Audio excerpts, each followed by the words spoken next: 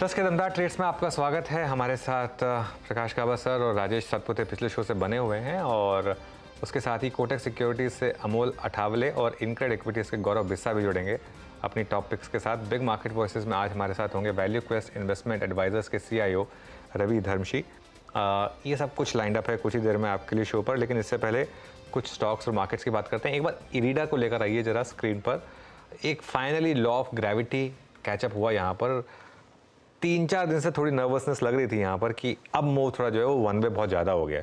85 पर ही वो बहुत ज़्यादा लग रहा था, उसके बाद अगले दिन फिर सर्किट, उसके बाद फिर सर्किट, और अब देखिए 6.5% फाइनली ये स्टॉक गिरा यहाँ पर। काफ़ी समय के बाद ये गिरावट आई है, इसमें ध्यान रखिएगा, लेकिन थोड़ा सा मूव आया। लेकिन कुछ और स्टॉक्स हैं जहाँ पर मूव्स अच्छे आ रहे हैं। एक बार IRFC लेकर आइए। IRFC इस समय आपको दिखाई देगा 6% ऊपर। इनफैक्ट ये आज का टॉप ट्रेडेड काउंटर भी है। IRFC स्क्रीन पर इस समय 6% का गेन यहाँ पर इस स्टॉक में। उसके अलावा गेंस कहाँ पर बन रहे हैं आपके लिए, जरा 2-3 स्टॉक्स और देख लेते हैं। टेक्समैको रेल, यहाँ पर एक अच्छा मोमेंटम इस समय। उसके अलावा हिंदुस्तान कॉपर की तो खैर हमने बात की ही थी। ये सिर्फ कुछ फ्रेश मूव्स हैं जो मैं कैप्चर करने की कोशिश कर रहा हूँ इस समय यहाँ पर, जहाँ पर आपको इस समय थोड़ा सा मोमेंटम दिखाई देगा। उसके अलावा इन्फोसिस, एक बार इन्फोसिस वापस लेकर आइए। और इनफैक्ट इस पूरी की पूरी जो सेकेंड राउंड ऑफ स्विंग आ रही है, अब इसको पूरा वापस स्पॉन्सर किया IT ने। 2.5% का गेन इन्फोसिस में। और निफ्टी IT एक बार वापस लेकर आइए। कल चलाइए 3.5%, और आज देखिए फिर से निफ्टी IT में क्या मोमेंटम आ रहा है इस समय। स्क्रीन पर आएगा आपका इस समय निफ्टी IT, और करीब करीब 1.5% की रैली। तो 2 दिन में मिलाकर करीब करीब वीरू 5.25% की रैली इंडेक्स में आई है। और वो भी छोटा इंडेक्स नहीं है, ये जो सेकंड बिगेस्ट इंडेक्स है हमारा बैंक निफ्टी के बाद, उस इंडेक्स में इस तरीके की रैली आई है। ये आपको बता रहा है कि किस तरीके के यहाँ पर गेंस बन रहे हैं। जी। और अनुज मेरे ख्याल से परसों वो जो सीधे हाथ का इंडिकेटर देने के बाद जो लेफ्ट टर्न हुआ है ना, वो ओरेकल के नतीजे और आई थिंक एक दिन का वो डिप, वाकई वो शॉर्ट्स ने भी काफ़ी कमाल का अच्छा करा। खैर वो बेकार की ये बात थी IT के इन्फोसिस की। अब एक काम करते हैं, आपकी जो मुलाकात, हाँ बेकार की डिप थी वो, आपकी मुलाकात करते हैं आज के पैनल से। राजेश सतपुते, प्रकाश काबा पिछले कार्यक्रम से इस कार्यक्रम में भी शिरकत करेंगे। अमोल अठावले और गौरव बिस्सा हमारे साथ इस कार्यक्रम में फ्रेश पर्सपेक्टिव लेके जुड़ेंगे। आप सभी को नमस्कार, कार्यक्रम में स्वागत है आप सभी का। गौरव, आपके 2 कन्विक्शन ट्रेड्स। मार्केट है काफ़ी अपसाइड चला है, और यहाँ पे अगर थोड़ा कंसोलिडेशन वगैरह आता है तो कुछ प्रॉफिट बुकिंग इसमें देखने मिल सकती है। मार्केट में थोड़े सेक्टर्स में भी और स्टॉक्स में भी देखने मिल सकती है। तो बाय और सेल का एक मिश्रण होगा यहाँ पे। पहला रिकमेंडेशन जो है वो है पिडिलाइट इंडस्ट्रीज पे। यहाँ पे अगर आप ओवरऑल चार्ट देखेंगे तो एक अच्छा ब्रेकआउट हमको डेली चार्ट्स पे देखने मिला। फॉलो थ्रू कैंडल्स थोड़े मिसिंग है, लेकिन 2-3 दिनों से ब्रेकआउट के ऊपर सस्टेन करे बुलिश ट्रायंगल पैटर्न का ब्रेकआउट हमको देखने मिला है। 2700 के लिए आप पिडिलाइट को एक बार बाय कर सकते हैं। यहाँ पे अच्छा मोमेंटम है, वॉल्यूम पार्टिसिपेशन भी ठीक है, और एक अच्छी अपसाइड सेफ्टी आपको यहाँ पे देखने मिल सकती है। और जो लक्ष्य इसमें है वो 2700 का, स्टॉप लॉस जो है 2580 का होगा। दूसरा जो है वो है एक्सिस बैंक। काफ़ी अच्छी अपसाइड हमको बैंक निफ्टी में देखने मिली है। आज जैसे अगर आप देखेंगे तो 250 पॉइंट के अपसाइड के बाद में थोड़ी प्रॉफिट बुकिंग देखने मिली है। एक्सिस बैंक अगर आप देखेंगे तो इंटरेस्टिंगली अगर आप आवली चार्ट देखेंगे तो डबल टॉप फॉर्मेशन के इसमें आसार देखने मिल रहे हैं। 1100-1105 के नीचे अगर क्लोजिंग होगा तो नेकलाइन के नीचे क्लोजिंग भी कंफर्म हो जाएगी, और डबल टॉप जो है आवली चार्ट पे कंफर्म हो जाएगा। थोड़ा प्रीएम्प्ट रहेगा, लेकिन यहाँ पे आप एक्सिस को बेच के चल सकते हैं। 1130 का इसमें स्टॉप लॉस होगा, और 1070 का इसके अंदर लक्ष्य होगा। एक्सिस बैंक को बेच के चलें और पिडिलाइट को बाय करके चलें। पिडिलाइट या PI क्या बोला, मैं एक्चुअली कंफ्यूज हो जाता हूँ दोनों स्टॉक्स में। पहला स्टॉक क्या था? हाँ पिडिलाइट में बाय करके चलें। तो ये 2 स्टॉक्स इस समय है। गाबा सर, आपकी 2 पिक्स क्या रहेंगी? Good morning. Good morning once again. 2 stocks रहेंगे। फर्स्ट रहेगा L&T, brick and motor stock. 3463 पर ट्रेड कर रहा है, 3500 का टारगेट है। टॉप होगा मेरे ख्याल से 3408 का बस। तो L&T पर ध्यान देना चाहिए on the long side. Second is good old IT pack. इसमें TCS पर ध्यान देना चाहिए। फ्रेश अप मूव अप शुरू हुआ है, 3712 पर ट्रेड कर रहा है TCS। ये लगता है 3750 से 3800, ये 1-2 दिन लगेंगे उसे, लेकिन जा रहा है ऊपर। स्टॉप होगा TCS पर करीब 3690 का। Yes TCS। ओके, TCS में बाय बनता है इस समय। चलिए राजेश जी, आपके ट्रेड्स क्या रहेंगे इस समय की 2 टॉप ट्रेड्स? अनुज जी देखिए, IT पे ही नजर है। इन्फोसिस मुझे लगता है एक बेहतरीन शॉर्ट कवरिंग रैली दे रहा है। और जिस तरह से परसों का आपने बिल्कुल सही कहा, जिस तरह से डिप था वहां पे एक बेयर ट्रैप हुआ है और इसी मुझे लगता है वो एक फ्यूल है आज के लिए इन्फोसिस में। तो इन्फोसिस का टारगेट देखिए 1600 प्लस का रहेगा, स्टॉप लॉस रहेगा 1530 का। एट द सेम टाइम अगर आप चोला फाइनेंस की बात करें तो फाइनेंस पे नजर तो है। तो देखिए चोला फाइनेंस का जो टारगेट रहेगा मेरा वो रहेगा स्विंग ट्रेडिंग का, वो रहेगा 1275 का, 1275 1280। मुझे लगता है एक स्विंग ट्रेड वहां तक मिलना चाहिए। इनिशियल डिप तो हो चुका है, तो यहाँ पे लॉन्ग करे with a very small stop loss of 1230। एक तो अपना वैसी हालत खराब है तो ऊपर से गलत कमांड। ओके, तो ये राजेश जी के 2 ट्रेड हो गए यहाँ पे, और हमारे साथ अब अमोल अथावले भी हैं। अमोल, आपके 2 ट्रेड्स।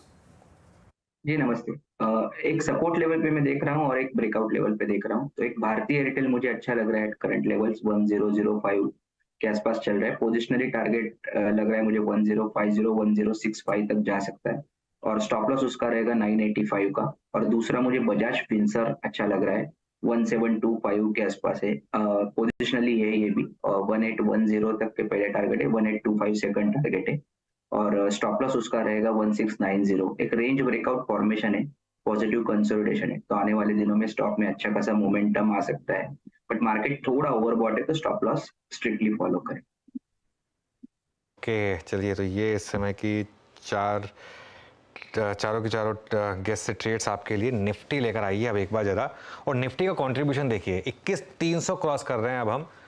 क्लासिकल स्ट्रक्चर दिया मार्केट ने, गैप अप के बाद थोड़ी प्रॉफिट टेकिंग और फिर लोअर लेवल से फिर से बाइंग, और कंट्रीब्यूशन लेकर आइए इस समय सबसे ऊपर आपको दिखाई देंगे आईटी नेम्स और इन्फोसिस, टीसीएस, इन सब का कंट्रीब्यूशन मार्केट में सबसे ऊपर। इन्फोसिस 40 पॉइंट का कंट्रीब्यूशन, उसके अलावा TCS, Reliance, Larsen and Toubro.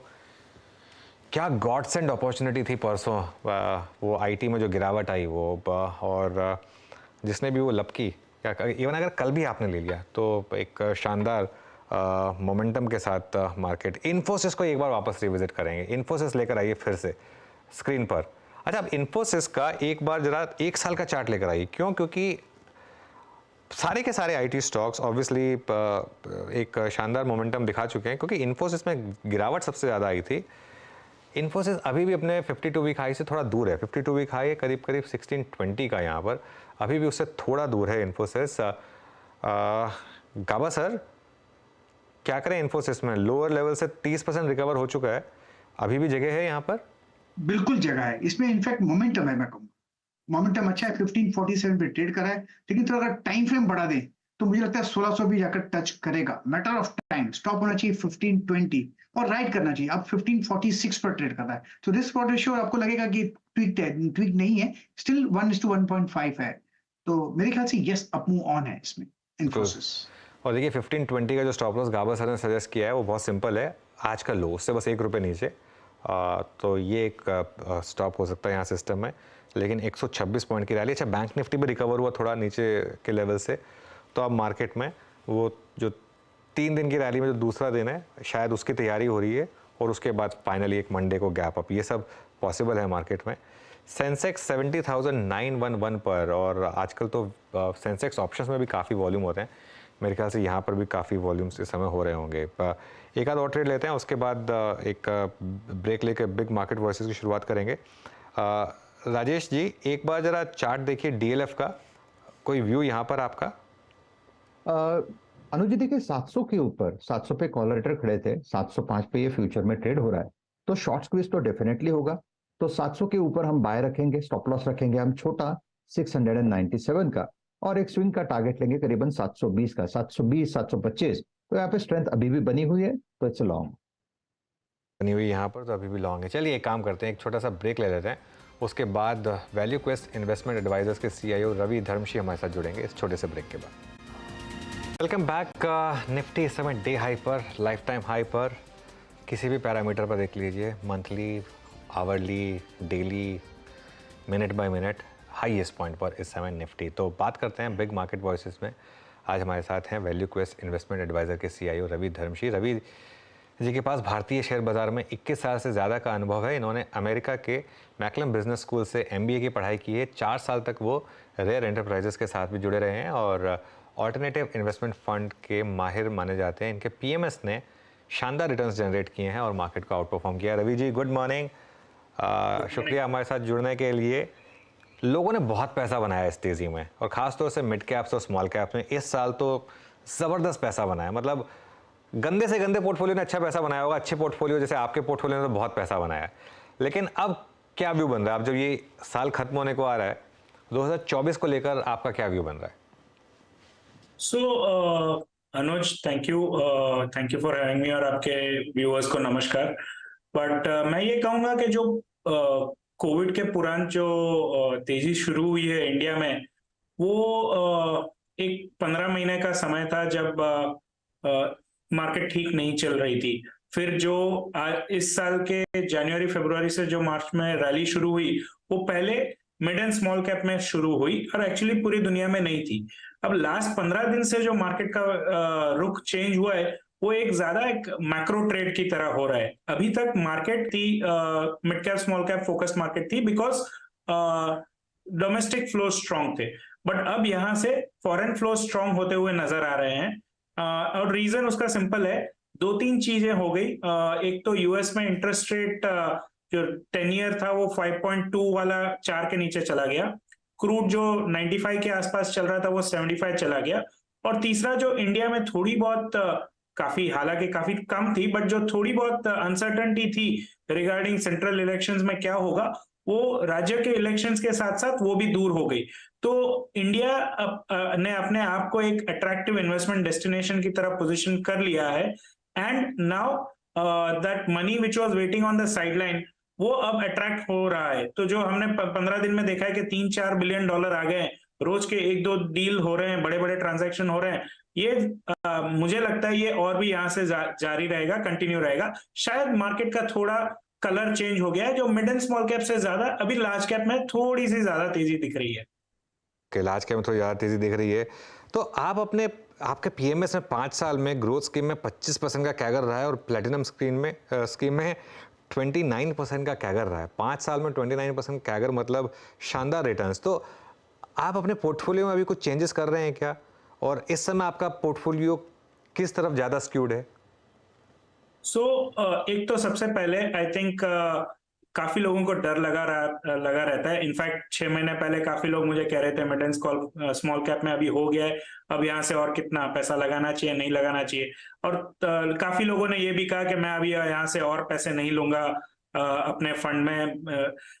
मैं उस कैंप में नहीं हूँ। मुझे लगता है बाजार का रुख तेजी है और ये रुख तेजी रहेगा। हाँ, थोड़े वैल्यूएशंस अनकंफर्टेबल हो गए हैं, बट मार्केट का ये नहीं है काम कि आपको अच्छे से एकदम कन्वीनियंटली अच्छा वैल्यूएशन वाला एंट्री पॉइंट दे दे।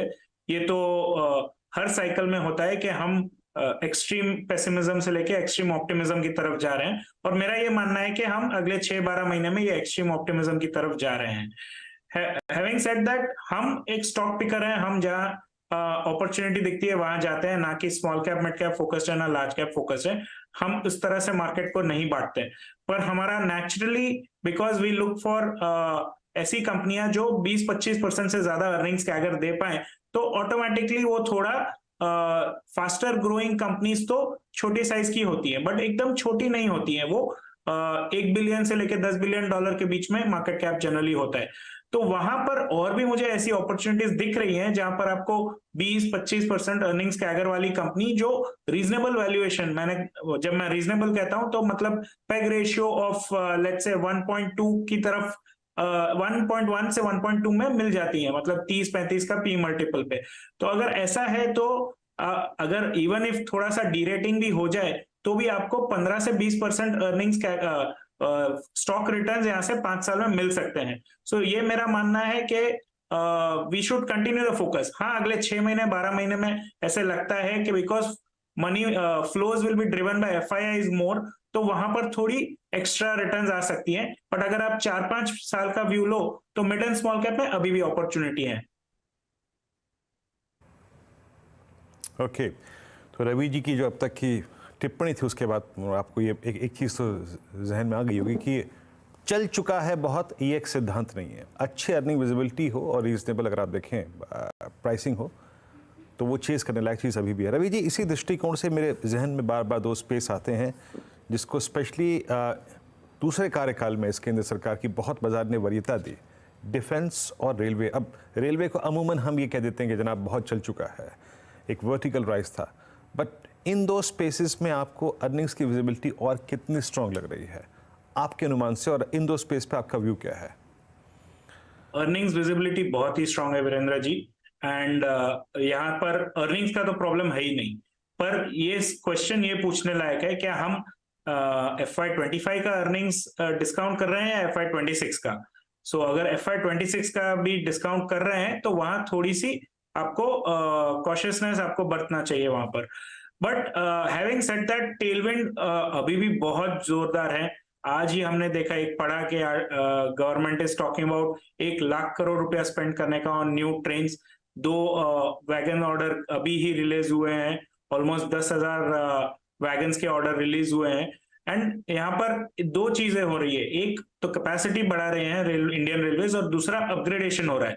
तो एक रियलाइजेशन भी बढ़ रहा है और वॉल्यूम भी बढ़ रहा है। तो यहाँ पर सिर्फ 3 ही कंपनियां हैं जो इस डिमांड को केटर कर सकती हैं, specially in the wagon side. So that way it is a very good industry structure, और यहाँ से काफी पैसे बने हैं। बट वो क्या होता है ना कि हमने 20 साल से इस जगह पर पैसे बनते नहीं देखे हैं, तो एनालिस्ट जरा उसमें हिचकिचाते हैं कि अरे ये बिजनेस का क्वालिटी अच्छा नहीं है और काफी कुछ प्रॉब्लम है, जो सही है। बट जब एक सेक्टर चेंज होता है तब उसका फिर past it becomes a liability for analyst to analyze in the new light. So मुझे लगता है ये नया सेक्टर बॉर्न हुआ है। हाँ, थोड़ा 6-12 महीने में शायद आपको बहुत ज्यादा रिटर्न ना बने, बट 4-5 साल का व्यू लें तो यहाँ पर भी तेजी और बनी रहेगी। जी हाँ, 4-5 साल का व्यू रखिए। अगर आप आए हैं तो आपको इस बात से बिल्कुल भी विचलित नहीं होना चाहिए कि शेयर आके बहुत चल चुका है। नहीं, अर्निंग विजिबिलिटी काफ़ी अच्छी खासी है।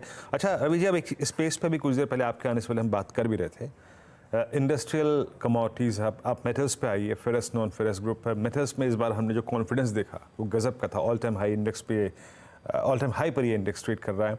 आज केमिकल्स में काफ़ी स्विंग है, जो कि CY23 के फर्स्ट हाफ में काफ़ी इश्यूज़ के चलते बैकफुट पे था। इन 2 स्पेसेस पे आपका व्यू क्या है इस वक्त? सो हम मेटल्स थोड़ा कम ही ट्रैक करते हैं, बट हैविंग सेड दैट, यहाँ पर कमोडिटी सेक्टर में तेजी आती है जब सप्लाई बहुत सालों से बड़ा नहीं होता है। और हमने ये देखा है कि जो 2003 से 8 की तेजी थी, तब हम सब ज्यादा कमोडिटी कंपनियों ने बड़ा एक्सपेंशन किया था। उस बात को अब 10, 12, 15 साल होने आए हैं, तो मैं ये अनुमान लगा सकता हूं कि यहाँ पर सप्लाई काफी क्रंच हुआ होगा और डिमांड उसकी ऐसी ही एक 4, 5, 6% पर ग्रो होती रहती है, बट सप्लाई बहुत फ्लक्चुएट होता है। तो जब सप्लाई कम हो जाता है तो फिर वहां पर कमोडिटी पर प्राइस पे प्रेशर आने लगता है। मैं कमोडिटी का एक्सपर्ट नहीं हूं, बट मुझे लगता है शायद ऐसी कंडीशंस डेवलप हो रहे हैं ऑन द कमोडिटी साइड। दूसरा सेक्टर आपने केमिकल्स का, आई थिंक केमिकल्स में थोड़ा सा डरना चाहिए। एक 2014 से लेके 2021 तक एक बहुत बड़ी तेजी चली, जब ये 25,000 करोड़ का सेक्टर 5.5 लाख करोड़ का हो गया। और उसके बाद, और तेजी के कारण क्या थे, तो चाइना अपना प्रोडक्शन बंद कर रहा था, इंडिया प्रोटेक्शन दे रहा था, और ये सारी कंपनियां बहुत सस्ती थी। अब अगर देखो तो ये सारी कंपनियां बहुत सस्ती नहीं रही हैं। दूसरा, China is back in the market और वो काफी कमोडिटी केमिकल्स डंप कर रहा है। और तीसरा, जो इंडिया प्रोटेक्शन प्रोवाइड कर रहा था वो प्रोटेक्शन कम हो चुका है। तो यहां से बहुत बड़ी तेजी केमिकल सेक्टर में मानना मुझे थोड़ा डिफिकल्ट लग रहा है। बट हैविंग सेड दैट, क्या 1, 2, 4 कंपनी हो सकती हैं जो यहां से भी बहुत अच्छा रिटर्न दे सके इन अ पर्टिकुलर नीश एरिया, तो वो हो सकता है। पर आपको स्टॉक पिकिंग की जरूरत है, ना कि पूरे सेक्टर को एक पेंट ब्रश से कलर करने की।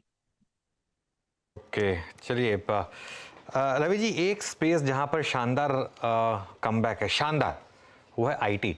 मिड कैप आईटी तो खैर कभी गिरा ही नहीं था, लेकिन लार्ज कैप आईटी जिस तरीके से गिरा, उसी पेस से रिकवरी आ रही है। यहाँ पर अब आपका क्या व्यू बन रहा है, गिवन अब यूएस में एक जो एनवायरनमेंट बन रहा है कि शायद रेट कट्स हों और रिसेशन भी ना आए, क्या वापस लेने का टाइम आ गया आईटी स्टॉक्स को? Clearly IT and banking 2 sector हैं इंडिया में जहां पर मैक्सिमम एफआईआई ओनरशिप है, और एक्चुअली यहाँ पर अगर पैसे जाते हैं बाहर तो इन्हीं 2 सेक्टर से जाते हैं, और पैसे आते हैं तो सबसे पहले इन्हीं 2 सेक्टर में आते हैं। So it is part of the global macro trade जो इंडिया के फेवर में आ रहा है। और थोड़ा बहुत जो एकदम टेंशन हो गया था कि यूएस में शायद रिसेशन चला जाए, सॉफ्ट लैंडिंग ना हो, वो थोड़े कंसर्न्स अब शायद थोड़े कम हो रहे हैं। इसीलिए ये रिवर्जन टू मीन और थोड़ा ग्लोबल ट्रेड का पार्ट है। बट अगर आप लॉन्ग टर्म इन्वेस्टिंग की बात करो तो आईटी में बहुत डिफिकल्ट है in the larger cap space to generate more than 15% compounded return. ये कंपनियां अब काफी बड़ी हो चुकी हैं, मैच्योर हो चुकी है, यहाँ पर लॉन्ग टर्म ग्रोथ 8-10% से ज्यादा नहीं एक्सपेक्ट करना चाहिए। बट छोटी कंपनियां और भी हैं, और मैं जब आईटी की बात करते हैं तो उसमें काफी छोटे सब सेक्टर्स होते हैं, प्रोडक्ट कंपनीज होती हैं, प्लेटफॉर्म कंपनीज होती हैं, डिजिटाइजेशन प्लेज होते हैं, सम स्मॉलर ER&D कंपनी होती है। तो ये सारे छोटे एरिया, नीश एरिया हैं जहां पर काफी आपको हाई ग्रोइंग कंपनीज मिल जाएंगी। So those are the ones जहां पर आपको देखना चाहिए, और डेफिनेटली यहाँ वहां का फ्यूचर और भी थोड़ा ब्राइट लग रहा है। ओके अच्छा रवि जी, अब थोड़ा सा इंश्योरेंस स्पेस पे बात करते हैं। I mean stocks like HDFC life, SBI life, इन्होंने अच्छा मूव दिया CY 23 में। बीते 4-5 साल में एक प्राइवेट स्पेस ने जिस सरकारी स्पेस में थोड़ा सा अगर आप देखें डेंट लगाया है या फिर उस मार्केट में एंट्री करने की कोशिश की है, वो है ये कंपनियाँ। इन्होंने LIC से काफ़ी कारोबार लिया है और इनफैक्ट मार्केट बड़ा भी हुआ है। अब आज सुबह ही हम खबर पढ़ रहे थे कि M&M फाइनेंशियल्स वो health insurance, general health insurance कारोबार में आने की सोच रहे हैं। क्या ये स्पेस आपके पोर्टफोलियो में था, आपके PMS में था, जिसको आप लोगों ने इंक्लूड किया था, और इस पर आपका व्यू? जब हम सबसे ज्यादा बुलिश हैं फाइनेंशियल्स एज अ सेक्टर पर। फाइनेंशियल्स में दोनों आते हैं, लेंडिंग कंपनीज और नॉन लेंडिंग कंपनीज। और जब हम नॉन लेंडिंग कंपनीज की बात करते हैं तो उसमें कैपिटल मार्केट रिलेटेड इंटरमीडियरीज होते हैं, और ऐसे फाइनेंशियल प्रोडक्ट कंपनीज भी होती हैं जहां पर कोई मैन्युफैक्चरर हो या डिस्ट्रीब्यूटर हो। So for example life insurance and non life insurance, दोनों ही स्पेस हमको अच्छे लग रहे हैं from the long term perspective. But हमारा बेट आज के तारीख में जनरल इंश्योरेंस पर ज्यादा है over life insurance. And the reason being very simple, हमें एक इंश्योरेंस का फ्लोट अच्छा लगता है जो लाइफ इंश्योरेंस में नहीं होता, जनरल इंश्योरेंस में होता है। ऑल्सो जनरल इंश्योरेंस में थोड़ा सा कॉम्पिटिटिव प्रेशर जो ज्यादा था वो मोटर ओडी स्पेस में था, वो वहां पर वो कॉम्पिटिटिव इंटेंसिटी कम हो रही है, and the growth also is coming back. तो इसकी वजह से जनरल इंश्योरेंस की तरफ हमारा झुकाव ज्यादा है। But having said that, life insurance yes, जो 4-5 साल से एक्चुअली परफॉर्म नहीं किया था उसने अब परफॉर्म शुरू किया। वो परफॉर्मेंस नहीं था क्योंकि रेगुलर का थोड़ा जोर ज्यादा था इस सेक्टर पे। कहीं पर भी ये लोग थोड़ा सा एक्स्ट्रा कहीं कमा रहे हो या मिस सेलिंग या कुछ हो रही हो तो regulator tries to put a curve on it, and that leads to stocks underperformance over a medium term. तो 4-5 साल का जो अंडर परफॉर्मेंस रहा है वो थोड़ा करेक्ट हुआ है। बट आज जो स्टेप्स IRDA ने अभी फिर से लिया है indicates to a fact that they are still not done. तो यहाँ पर थोड़ा रेगुलेटरी हेडविंड रहा है, रहेगा ऐसा लग रहा है in life insurance space. But otherwise as a space to invest in for the long term ये काफी अच्छी जगह है। वाकई, और जनरल इंश्योरेंस पे अगर आप देखें रवि जी का काफ़ी फोकस है उस पर ज़्यादा। अगर आप देखें तो कंफर्टेबल है इस पर कॉल लेने में, और इनफैक्ट उसको इंक्लूड भी किया है उन्होंने अपने PMS में। अच्छा सर, पॉसिबली एक स्पेस और ये भी बड़ा ओवर हीटेड स्पेस रहा। अब धारणा वही बनती है क्योंकि इसकी मिड कैप में बहुत स्ट्रॉन्ग प्रेजेंस है, that's power generation, power finance. आपने REC PFC को देखा ही होगा, आपने NTPC को देखा होगा। मेरे ख्याल से हमने अपने करियर में इतने स्ट्रॉन्ग और वर्टिकल राइज पहली बार देखे हैं। रवि जी, आपका व्यू इन स्पेस पे? तो वीरेंद्र जी, आई थिंक एक थीम है जिस पर हम बहुत ज्यादा बुलिश हैं, उसे हम एनर्जी ट्रांजिशन कहते हैं। ये हर 50-100 साल में एक ट्रेंड आता है जब हम as a humans we move from, हमारा सोर्स ऑफ एनर्जी चेंज होता है। तो आज के तारीख में अगर आप देखेंगे तो हमारा जो एनर्जी मिक्स है तो about 50-60% of it that comes from coal से आता है, और कोल और क्रूड से आता है, और थोड़ा सा और मेजॉरिटी कोल एंड क्रूड से आता है। अब पूरी humanity is moving away from fossil fuel towards renewables. तो ये हम जो पावर जैसे जनरेट कर रहे हैं वो चेंज हो रहा है, पावर जैसे कंज्यूम करेंगे वो चेंज हो रहा है, और जो पावर का ट्रांसमिशन है वो भी शायद चेंज होगा, इनफैक्ट काफी हद तक चेंज होगा। तो इसकी वजह से पूरी पावर सेक्टर में एक फिर से नई तेजी शुरू हुई है, बिकॉज काफी यहाँ पर पैसा खर्चा होने वाला है। The kind of money that is going to be spent is huge, but ये थर्मल कैपेक्स की तरफ ज्यादा नहीं जाएगा। यस, यहाँ से इंडिया में 10 साल 12 साल तक थर्मल पावर प्लांट का भी कैपेक्स नहीं हुआ था, ऑलमोस्ट गिर के 1 गीगावाट हो गया था। वो 1 गीगावाट बढ़ के 5-6 गीगावाट हो जाएगा, पर अगर आप देखें रिन्यूएबल्स की तुलना में तो ये काफी कम रहेगा। आगे चल के हमारी energy mix will go towards more and more towards renewables. So the companies that you spoke about, उसमें फाइनेंसिंग कंपनीज भी आ जाती हैं जिनका फोकस टोटली ऐसे प्रोजेक्ट को फाइनेंस करना है। तो यहाँ पर ग्रोथ अपॉर्चुनिटीज ट्रिमेंडस हैं, एंड आई थिंक उसे वही मार्केट रिफ्लेक्ट कर रही है आज के तारीख में।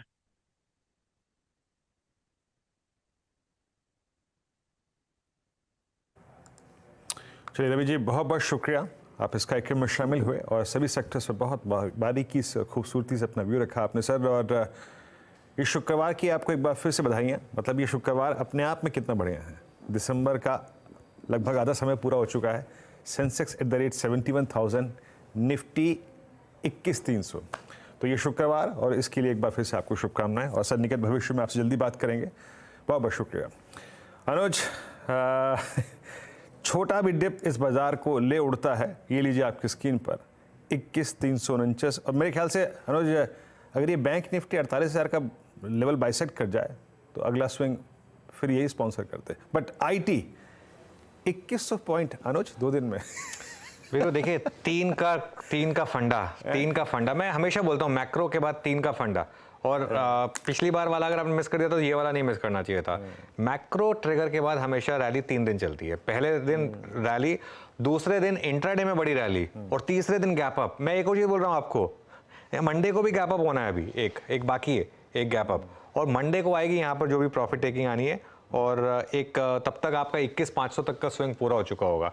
21,500 तक का स्विंग का टारगेट था, फिर एक प्रॉफिट टेकिंग आएगी थोड़ी सी, और उसके बाद वो जो हमारा 22,000 का टारगेट है निफ्टी पर, और 50,000 का जो टारगेट है बैंक निफ्टी पर, वो बिल्कुल बना हुआ है एज इट इज़।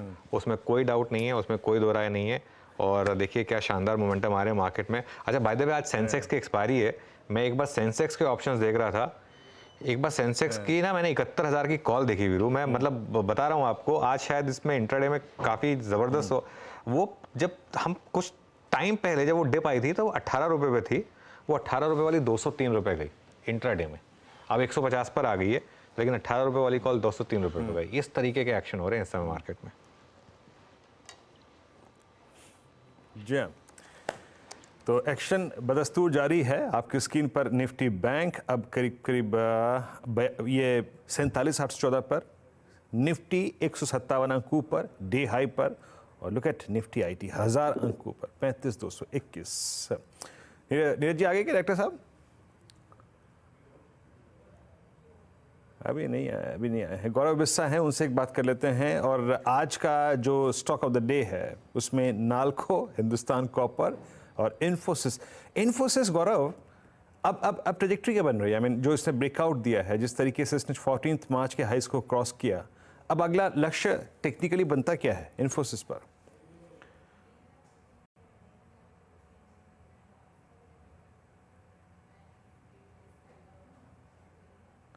गौरव अपने आप को अनम्यूट कीजिए प्लीज। सॉरी। तो अगर आप चार्ट देखेंगे तो नेक्स्ट जो हर्डल मुझे देखने मिला है वो है 1620 का, जो अगले कुछ दिनों में एक बार अटेम्प्ट कर सकते हैं। तो स्ट्रक्चर अच्छा है, और जो अभी कैंडल बना है, आज का कैंडल अज्यूम करते हैं कि यहीं पे बंद होता है। तो we can say it is forming 3 white soldiers. जो थर्ड कैंडल है मंडे का, वो भी इन ऑल लाइक्लीहुड वो भी एक अच्छा स्ट्रॉन्ग पॉजिटिव कैंडल होगा, और वो एक जो है move it can be toward 1620।